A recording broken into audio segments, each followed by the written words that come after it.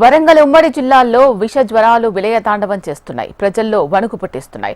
Dengue, malaria జ్వరాలు విజృంభిస్తున్నాయి. ఇప్పటికే ఒకరు డెంగ్యూతో మరణించడం ఆందోళనకు గురిచేస్తోంది.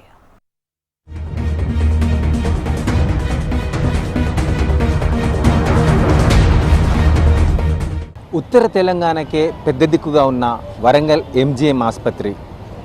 ఇక్కడికి నిత్యకృత్యంగా రోగులు వచ్చి వెళ్తుంటారు. ఈ సీజన్లో ముఖ్యంగా ఈ 2 నెలల సీజన్లో 50కి పైచిల్కు డెంగ్యూ జ్వరాలు, మలేరియా, విష జ్వరాలు వేల సంఖ్యలో కేసులు నమోదవుతూ ఉన్నాయి. ఒక ఎంజీఎంలోనే ఇంత పరిస్థితి సివియర్గా ఉంటే వరంగల్ ఉమ్మడి జిల్లా వ్యాప్తంగా చూస్తే ప్రతి మండలంలో ప్రతి నియోజకవర్గంలో విచ్చలవిడిగా జ్వరాలనే కేసులు అనేటి నమోదవుతున్న పరిస్థితి ఉంది. డెంగ్యూ కేసెస్ ఎక్కువగా రావడం, ఒక మహిళ డెంగ్యూతో చనిపోవడం, చాలా పరిస్థితి విషమం అనేది కనిపిస్తూ ఉంది. అధికారులు తక్షణమే మేల్కొని ఈ దోమల నివారణ చేపట్టి ఈ డెంగ్యూ, మలేరియా, ఈ విష జ్వరాలను కంట్రోల్ చేయలేకపోతే మాత్రం చాలామంది మరణం అనేది సంభవించే ప్రమాదం ఉంది. చూద్దాం ఒకసారి. ఎంజీఎంలో ఉన్నాం మనం ప్రస్తుతం. ఇక్కడ పరిస్థితి ఎలా ఉందో ఒకసారి మనం ప్రత్యక్షంగా అధికారులకు చూపించే ప్రయత్నం చేద్దాం.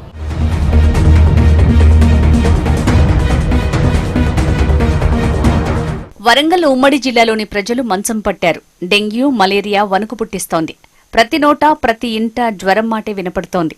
రోగులతో ఆసుపత్రులు కిక్కిరిసిపోతున్నాయి. అధికారికంగా ప్రభుత్వ ఆసుపత్రుల్లో లెక్కలు తక్కువగా ఉన్న కార్పొరేట్ హాస్పిటల్స్ లో వాటి సంఖ్య మరింతగా ఉంది. వరంగల్ ఎంజీఎంలో జ్వరంతో అఖిలను చేర్పించారు. డెంగ్యూగా గుర్తించిన వైద్యులు సరిగా పట్టించుకోకపోవడంతో ప్రైవేట్ ఆసుపత్రికి తరలించారు. మరో కార్పొరేట్ ఆసుపత్రికి తరలించగా పరిస్థితి విషమించి చనిపోయింది. ఒక 5 days నుంచి ఫీవర్ వస్తుంది అని చెప్పింది. కొంచెం సరే మామూలు జరిగిన అనుకున్నారు. అయినప్పుడు ఏంటంటే ట్రీట్మెంట్కి మన జనరల్గా లోకల్ డాక్టర్ దగ్గర పోయినాం, తీసుకున్నాం, వ్యాక్సిన్ తీసుకున్నాము, ఇంజక్షన్ వేసిండు, వాడింది, కొంచెం తగ్గింది, మంచిగా యాక్టివ్గా ఉండేది పర్సన్. అయితే ఏమైందంటే సాయంత్రం పూట కుట్టే దోమల వల్ల ఆమెకు డెంగ్యూ. ఫస్ట్ ఎంబ్లెన్ తీసుకుపోయినాం, సమస్య తీసుకుపోతే వాళ్ళు తీసుకోకపోతే మళ్ళీ ఎంబ్లెన్ తీసుకుపోయినాం. అదే నైట్ తీసుకుపోయినాక వాళ్ళు అక్కడ ట్రీట్మెంట్ మనకు నచ్చక మళ్ళీ మెడికల్ తీసుకుపోయినాక వాళ్ళు ఏమన్నా అంటే టెస్టులు చేసింది. అప్పటి వరకు బ్లడ్ టెస్ట్ అనేది వాళ్ళు చేయలేదు. బ్లడ్ టెస్ట్ చేసిన తర్వాత మాకు తెలిసింది, అప్పుడు తెలిసింది మెడికేర్ పోయినాకనే ఈ అమ్మాయికి డిసీజ్ ఉన్న విషయం మాకు తెలిసినాక అప్పుడు ప్లేట్లెట్స్ తగ్గుతున్నాయి, కొంచెం మీరు తొందరగా కావాలి, తొందరగా రక్తం తీసుకురావాలి, ప్లేట్లెట్స్ పట్టుకురావాలంటే మా బామ్మడి పోయి రక్తము ప్లేట్లెట్స్ పట్టుకొచ్చినాక ఓకే అని చెప్పింది వాళ్ళు. ఓకే అని ఇచ్చినాక 60% బతికే ఛాన్స్ ఉన్నది అని చెప్పింది. ఎత్తాను మేము బతుకా అనుకున్నాం సార్. అయినాక ఎత్తామంటే ఆమె భయపడ్డట్టున్నది, అందులో హాస్ట్రోక్ వచ్చింది చెప్పింది. హాస్ట్రోక్ వచ్చే ఛాయిస్ కూడా ఉందని చెప్పినాక కూడా సరే ఏదో ఒకటి చేయండి సార్ అని దండం పెట్టినాం. ఆమె చేసినాం కానీ మాకు దక్కలేదు. ఆల్రెడీ ఒక ప్యాకెట్ బ్లడ్ ఎక్కింది, బట్ అప్పటికే ఆమె బ్లడ్ సెల్స్ కానీ అవి కానీ ఆమె అన్కాన్షియస్లో పోవడం జరుగుతుంది. మళ్ళీ మధ్యలో స్ట్రోక్ రావడం జరిగింది. ఆ స్ట్రోక్ రావడం వల్ల చనిపోయింది. అఖిల ఏజ్ ఎంత? ఏజ్ 26-27. ఉత్తర తెలంగాణకే పెద్ద దిక్కుగా ఉన్న ఎంజీఎం ఆసుపత్రిలో విష జ్వరాల రోగుల సంఖ్య రోజురోజుకు పెరిగిపోతోంది. ప్రత్యేక వార్డుల్లో వారికి చికిత్స అందిస్తున్నారు. డెంగ్యూ, మలేరియా రోగులు ఎక్కువ సంఖ్యలో అడ్మిట్ అవుతూ ఉన్నారు.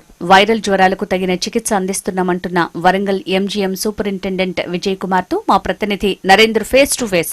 వార్డులలో ఉన్న సిచ్యువేషన్స్ ఎంత సివియర్గా ఉంది, వారు ఎంత బాధను అనుభవిస్తున్నారని చెప్పేసి చూసాము. ఆ పరిస్థితుల మీద మన సూపరింటెండెంట్ గారు మనతో ఉన్నారు. సార్ని అడిగి తెలుసుకుందాం. సార్ నమస్తే. సార్ చెప్పండి సార్, ఇప్పుడు వరుసగా జూన్ నుండి చూస్తే dengue cases, malaria cases, general అంటే విష జ్వరాలు కూడా ఎక్కువగా నమోదవుతున్నాయని చెప్పేసి తెలుస్తుంది. అంటే వచ్చిన వాళ్లకు ట్రీట్మెంట్ చేస్తున్నారు, పోతున్నాయి. నిన్న మాత్రం ఒక పేషెంట్ కూడా చనిపోవడం జరిగింది. మన దగ్గరకు వస్తే కొంత కేర్లెస్ చేశారు అని చెప్పేసి వాళ్ళు ప్రైవేట్ హాస్పిటల్ తీసుకెళ్లారని చెప్తా ఉన్నారు. అక్కడ కూడా మరణం జరిగింది.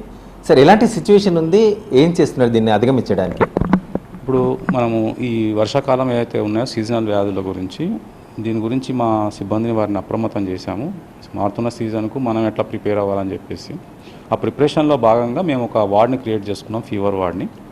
ఆ స్పెషల్ ఫీవర్ వార్డ్లో 20 beds, all with oxygen facility. And మా దగ్గర ఉన్న స్పెషలిస్ట్ డాక్టర్స్ వారందరినీ పరీక్ష చేసి వారికి కావాల్సిన టెస్ట్లు ఏమైనా ఉంటే చేయించి వారికి ఉచిత భోజనంతో పాటు మంచి వైద్యం అందించి పంపించాలనేది ఒక కృత నిశ్చయంతో ఉన్నాము.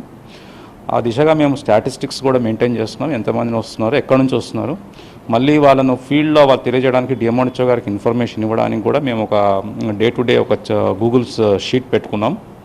అయితే మేము చూస్తే జూన్ నెలలో మాత్రము కొన్ని మనకు డెంగీ కేసెస్ ఒక 17 వచ్చినాయి. దాని తర్వాత జూలైలో అవి తగ్గుముఖం పట్టినాయి 9. ఇప్పటికి నిన్నటి స్టాటిస్టిక్స్ చూస్తే మాత్రము మనకి ఒక 2 కేసెస్ వచ్చినట్టు ఉంది. ఓవరాల్గా సర్జ్ అనేది ఏమీ లేదు.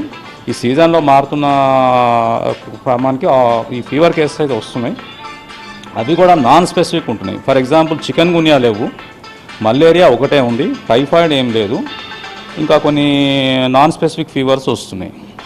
సో ఈ అన్నీ ట్యాకిల్ చేయడానికి ఈ ఎంజిఎం హాస్పిటల్లో మీరు ఇందాక చెప్పినట్టు మేమందరం ప్రిపేర్డ్గా ఉన్నాము. ఏ ప్రాబ్లం ఉన్నా కామన్ మ్యాన్ తను ప్రైవేట్కి వెళ్ళి ట్రీట్మెంట్స్ చేయించుకునే కంటే మా దగ్గరకు వస్తే ట్రీట్మెంట్ అన్ని వసతులతో పాటు ట్రీట్మెంట్ చేయడానికి మా హాస్పిటల్ రెడీగా ఉంది. మన దగ్గరికి 24 సంవత్సరాల అమ్మాయి తీసుకొని రావడం జరిగింది. అమ్మాయిని తీసుకొని వస్తే కేర్లెస్ చేస్తుంటే అమ్మాయి మరణం చెందుతుందేమో అని చెప్పేసి భయంతో మరొక ప్రైవేట్ కార్పొరేట్ హాస్పిటల్ తీసుకెళ్లారు, చనిపోయింది. అంటే వచ్చిన పేషెంట్స్ పట్ల నిర్లక్ష్యం చేయడం అనేది మరి దాన్ని మీ సిబ్బందికి ఎలా చెప్తున్నారు, దాని మీద ఏ విధమైన యాక్షన్ తీసుకుంటున్నారు? ఇలాంటి కేసెస్ మా దృష్టికి తీసుకొచ్చినప్పుడు మేము తప్పకుండా వారిపై చర్యలు తీసుకుంటాము. కేసెస్ ఆడకు వచ్చి నిర్లక్ష్యం ఉన్నప్పుడు మా దగ్గర ఆర్ఎంఓ వ్యవస్థను పటిష్టం చేశాము. 24 hours